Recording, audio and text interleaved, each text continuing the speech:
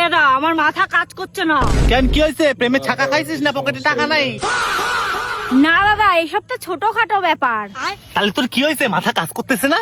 দাদা, গাধা যদি নিজেকে আয়নার সামনে দেখে তাহলে কি নিজের গাধা মনে করে, নাকি মনে করে আয়নার মধ্যে আরেকটা গাধা ওটা নকল করছে?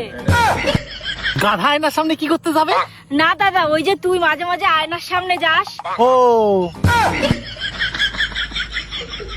তার মানে তুই আমার গাধা মনে করিস? না দাদা, দাদা কানা মানুষ স্বপ্ন দেখে কিরম করে? তুই যেরকম দেখিস সেরকম দেখে। কিন্তু দাদা আমি তো চোখে দেখি, ওরা তো চোখে দেখে না, তাহলে ওরা স্বপ্ন দেখে কিরম করে? এ জানি নে। আমার কি মনে হয় বলতো দাদা? কি? কানা মানুষ স্বপ্নের মধ্যে শব্দ শুনতে পারে কিন্তু চোখে দেখতে পারে না।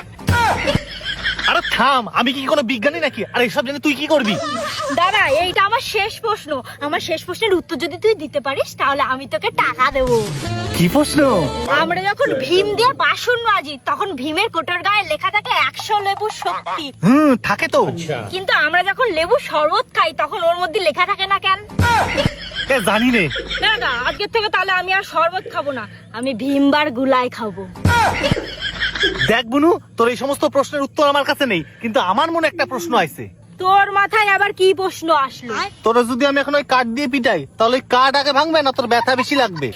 এটা জানতে গেলে তো আগে ল্যাবে গিয়ে তোর পরীক্ষা করা লাগবে।